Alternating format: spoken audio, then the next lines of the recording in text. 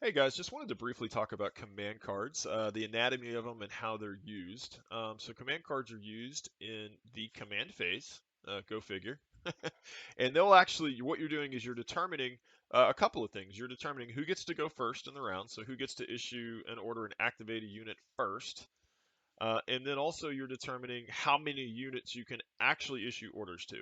And then the rest will go into what are called your stack. And again, we cover those in later tutorials, so I'm not going to get into that now to keep these videos short. So let's just break down a command card and its anatomy really quickly here. So in the top left corner, you can see these little dots. These are called pips. The less dots it has, the higher the card value. So 1 pip will always beat a 3 pip or a 2 pip or 4 pip. Um, so again, essentially what you're doing there, this is how you're bidding. So each player, when they're in the command phase, would select one of the cards out of their hand. So this is an example of a command deck that I would have. My opponent can't see this. This is something only I see.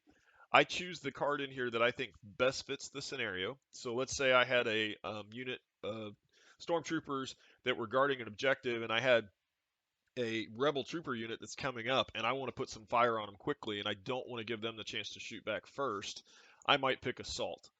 Or if I was in a position where I had, let's say, a couple of stormtrooper units, let's say 2 stormtrooper units and then some 74Z bikes off to the side, and I really wanted to make sure that I could move any one of those 3 units at any given time, depending on uh, what my opponent did, and I don't care if they get to go first. I kind of want them to go first because I want to see what they're going to do. I might pick assault because you can see right here the next piece of information. It says 1 unit, 2, 3, and so on. What that means is this is how many units, if you play that card, that's how many units you could issue an order to. And issuing an order simply means that guarantees when that unit would go. So at any point during my round, if I want to activate that unit, I can. Otherwise, any units that I don't issue an order token to, they have to go into what's called a stack, and then I have to draw them at random. So that means I may not, if I have a unit that suddenly gets into trouble, I may not be able to help that unit right away. And so that's why this is kind of important to understand um, as far as just the units. And you'll see down here we've got some hero cards. These are a little bit different. Sometimes hero cards will grant extra abilities, and those are found down here in the description phase. The standard cards really don't have anything special about them. They just literally issue orders to units. This one here is the only one that does something different, and you can read it right here. So if your command card ever does something different, it'll say it right in here. And this is our standing orders card. It just says at the end of the command phase. So after the command phase is over and you start going into issue or activation and the gameplay for the round, this would just fall back into your hand. It's the only card that does that. Normally, after a round, these are all discarded. But if you look here at Emperor Palpatine, this says that he could suffer a wound and then gain a suppression to perform an additional attack, and he can do that as many times as he wants during the round. So this would really let Palpatine, if when this card is played during that round, he could really put the hurt on a ton of units, or even one particular unit if he needed to.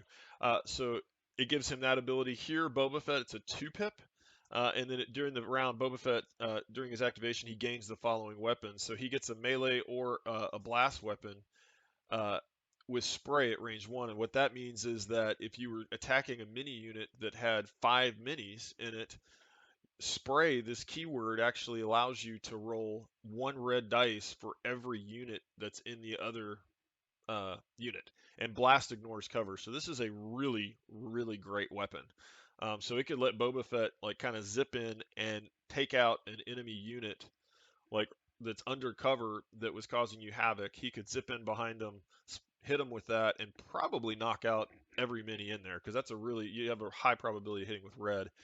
And then last, Darth Vader. You'll notice. Oh, and the other piece here before I forget, let me mention this. You'll see right here it says Emperor Palpatine, Boba Fett. That means you can only issue an order to those minis. So up here you'll notice it says 1 unit, 2 unit, 3 unit. Um, that designates who you can issue orders to. So if it says 1 trooper unit, that means you can only designate or issue an order to 1 trooper unit. If it says unit, that means it can be any mini on the board. Or in this case, Emperor Palpatine, it can only be Emperor Palpatine. You can't issue orders to anybody else when you play this card. With Darth Vader, Here's another example of a scenario you'd see. It says Darth Vader, so you'd have to issue an order to him, but then it says 2 units. So as long as those units are within range 3, 1 to 3, Darth Vader could also issue them orders. So those are kind of the common scenarios that you'll see with these command cards. Again, trying to just not go into the activation phase or issuing order phase so much to keep these videos short, but that's the breakdown of how a command card would work and some examples of them.